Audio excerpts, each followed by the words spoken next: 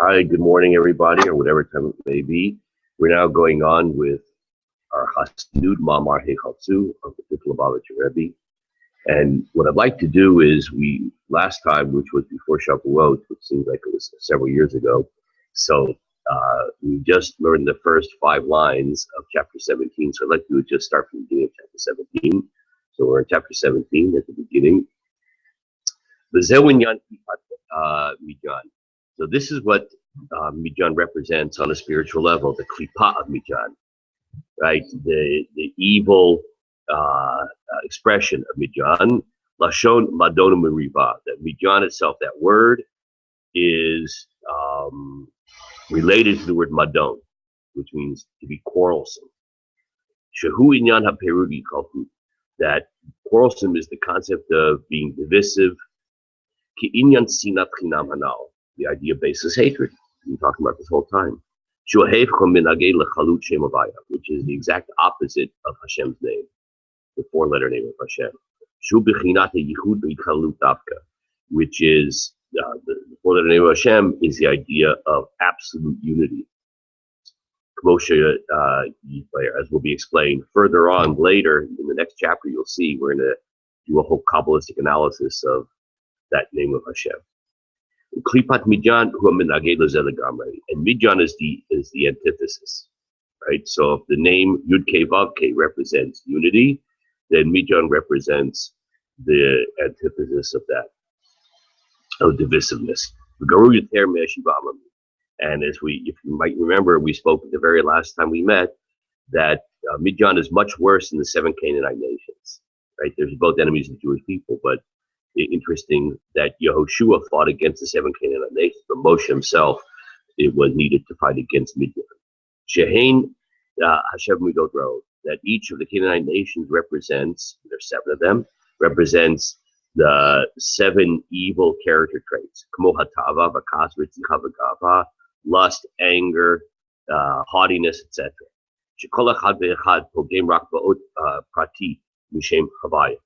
Each of those 7 character traits injures one of the letters of God's name. It's an individual sin. He's going to go into this in a second. What we didn't get to last time. It's really a fantastic idea. And we'll see in a second.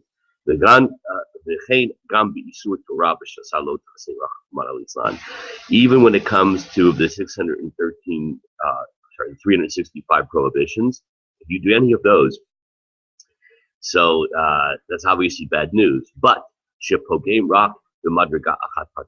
a person is only injuring one specific level of our connection with Hashem. That's not supposed to be good news, but in a certain sense it is. The way that it's explained in Chassidus is, imagine that, a good rope is made out of a lot of different strands that are all woven together. So imagine that we have a pasuk that says Yaakov Hevel Nachlato, that Yaakov is the rope or the cord of Hevel means a rope. Yaakov, that's us. Hevel is a rope, Nachlato, of which connects us to God, the divine inheritance. So imagine that we're like, what the image that really works is, because it's true, except I wish we could keep it in mind all the time. Imagine like an umbilical cord or like an oxygen tank. If we could feel that kind of dependence, right? But imagine, okay, I'm mixing metaphors here, that cord that connects us to our source of oxygen, or life force, it's made of 365 strands.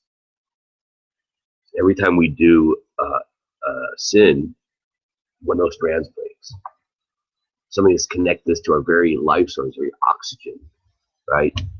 And of course, our whole body is weakened from that. We start to gasp for air. So that's what happens when we do a sin. That's the 7 Canaanite nations.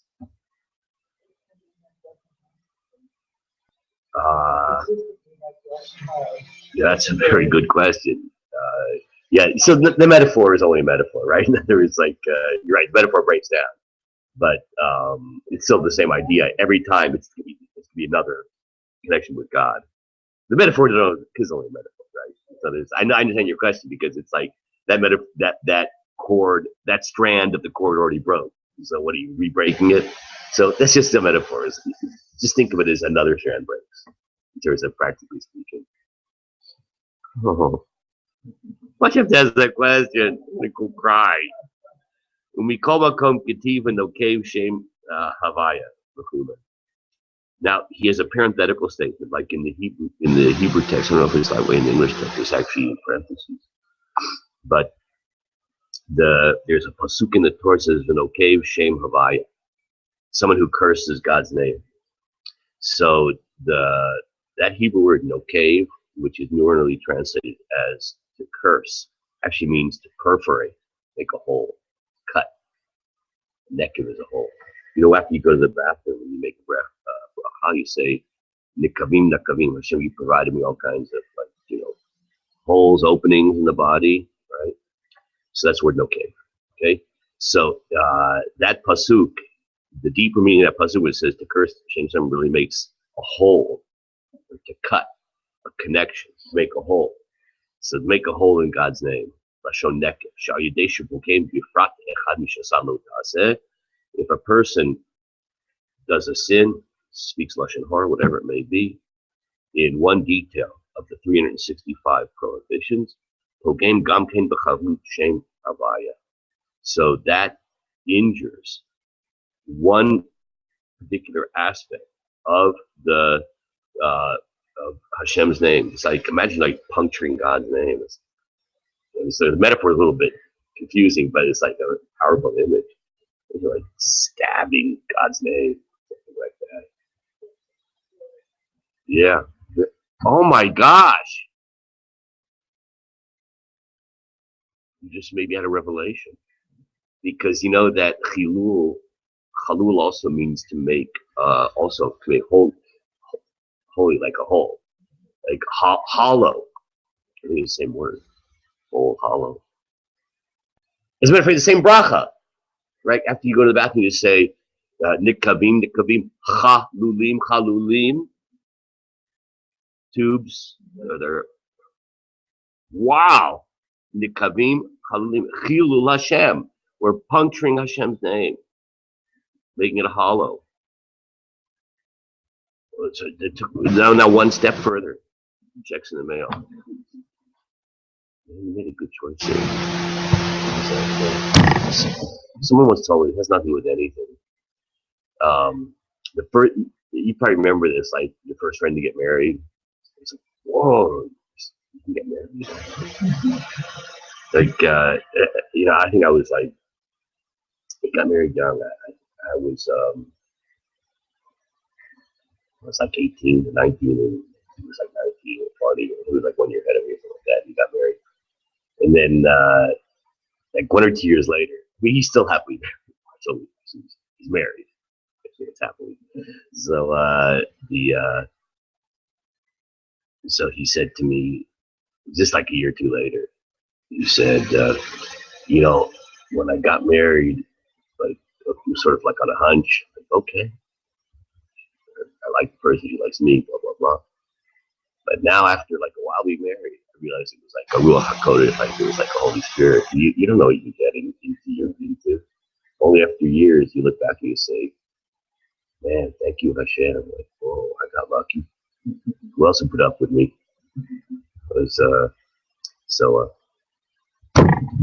You did good. Anyway, the idea of Chilul Hashem, it just struck me. That's what you said.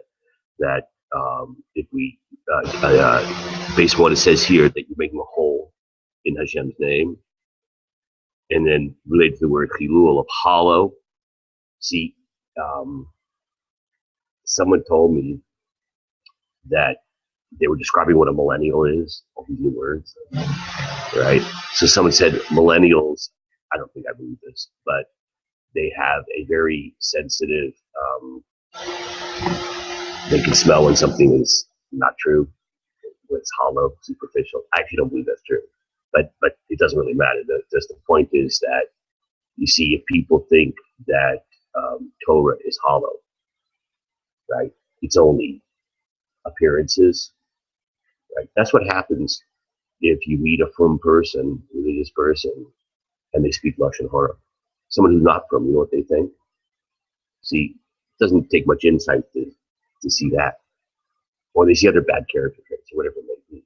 Then they just think it's just like a movie set from Hollywood.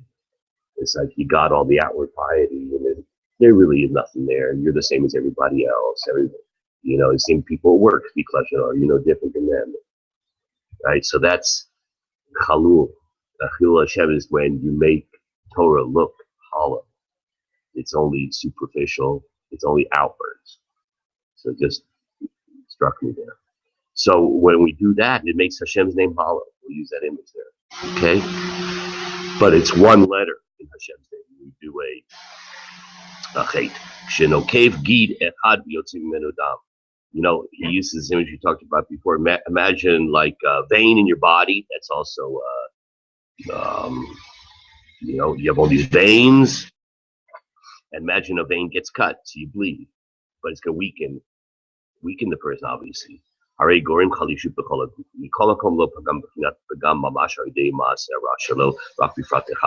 the good news. So if you cut one vein, okay, depends on the vein, you still got a lot of other veins left. So the blood can still circulate to the body with the other veins. So the same thing, if you do one of the sins, which is related to the 7 Canaanite nations of the 7 bad character traits. So the bad news is that you're injuring Hashem's name. You're making hollow one of the letters in Hashem's name. It's a Chilul Hashem, right? Like we talked before, piercing Hashem's name. So that's the bad news. The good news is only one, right? You got other veins. There's other letters in Hashem's name. Now we're ready to cry. This is not true, the sin of Midyan.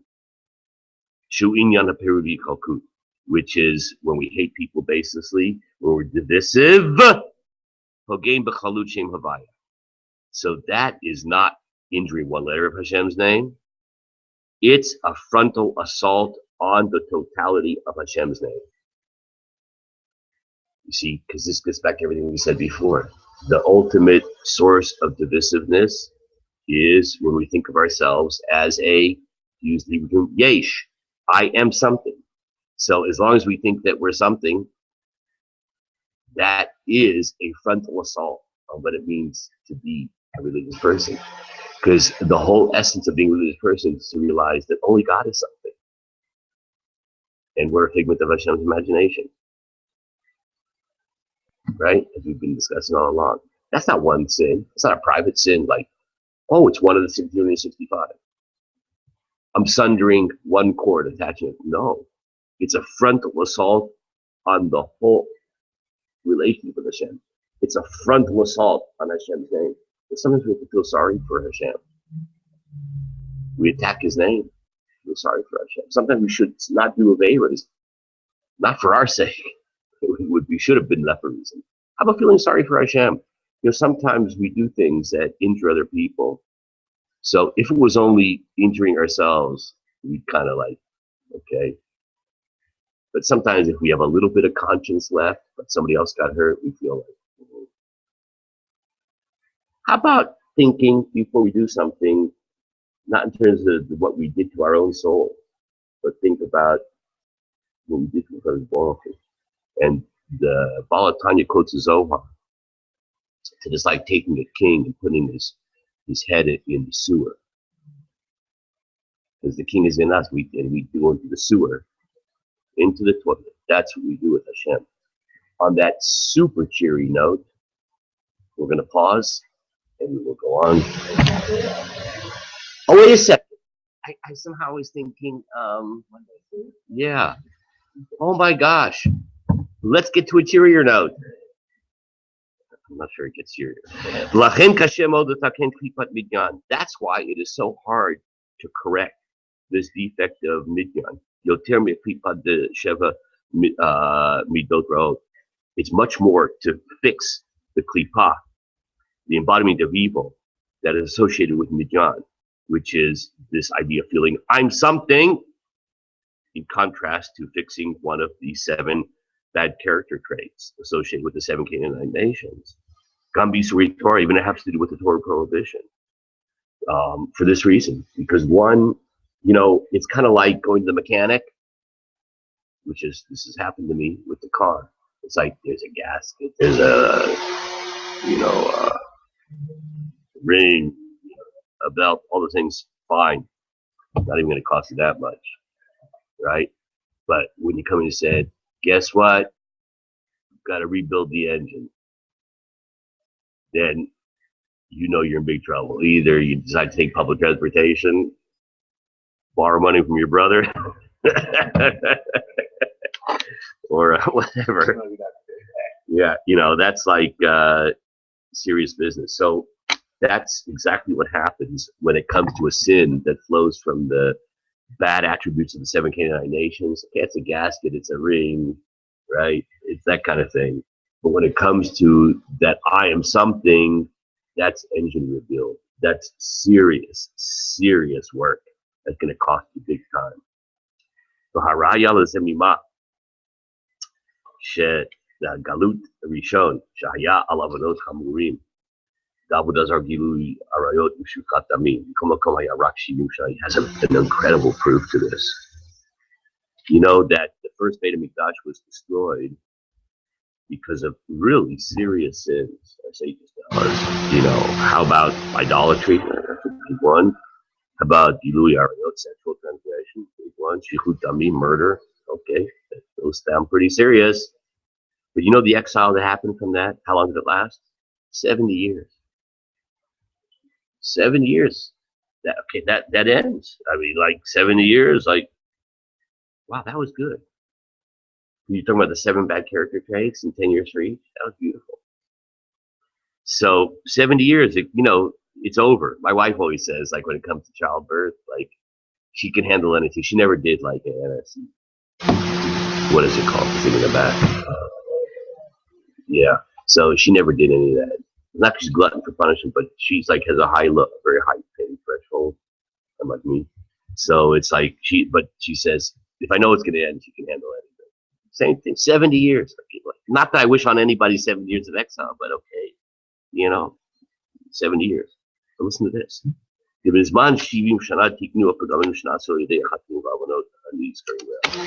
That during those 70 years, they rectified the defects, the gasket, the ring, or this or that, they fixed it, even though they were very serious. But the galut, the exile that we're in the middle of right now, for what sin? Baseless hatred. It's that I'm a yesh, I'm a something. As is known, that the sin of baseless hatred destroyed the Beit HaMikdash. And so far, we're going on 2,000 years. She says 1,800 here, but this was written a couple hundred years ago. So going on almost 2,000 years and no end in sight. So there's Rosh Hashem tomorrow, tonight, this afternoon. But still here. Why? Why so long? Murder, idolatry, sexual transgression, 70 years, 2,000 years. What did we do wrong? Because the sin that led to this exile is not one strand of our connection to God. It's not one letter in God's name. It's a frontal assault on Yud Kei Vav Kei. It's a frontal assault on what it means to be a servant of Hashem. It's that feeling of being a yesh. That's why the pasuk says, the verse says, when it comes to attacking Midian, it says Nikmat Hashem, a vengeance of Yud Kei Vav Kei, the 4-letter name of Hashem. Because our whole relationship with Hashem, it's not one strand, it's the totality. Because what we're doing in our lush and horror, all of these things that flow from this feeling of I'm something, that's a frontal assault on the whole infrastructure of what it means to be an Eved Hashem, servant of God. That's why the war against Midian is in fact the vengeance of Yud-Kei Vav-Kei, of Hashem, really. That's why Moshe had to lead the work in Yoshua. Yoshua is good for it's like in a mechanic in the shop there, like some mechanics are like junior mechanics. They're good at like fixing a hose, they can fix a this or that, but you got to do a whole like engine rebuild. You got to go to the big guys, really know what they're doing. Same with Moshe.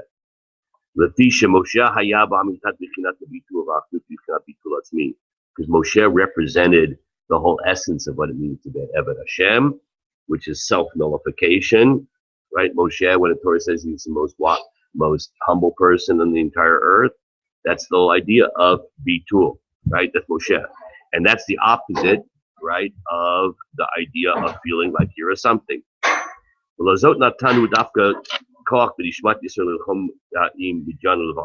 why Moshe represents the power to be able to fight against Midian. Let's just finish it off. That's why Moshe had to rally the troops for battle. That's why it also, the pasuk says, everybody muster for the battle. That's not true. It wasn't everybody. It was the soldiers. No. It said, everybody muster yourselves, is because it needs everybody, unity. The antidote to what Midian is unity. That's why the Torah speaks as if everybody together in unity. Has to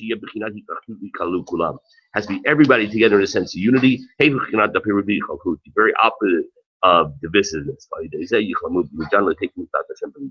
And through this unity, we can fight with Midian to be able to avenge Havaya, that name of HaKadosh Baruch Hu against Midian, which represents divisiveness. We did the chapter, and we'll go on with chapter 18 tomorrow.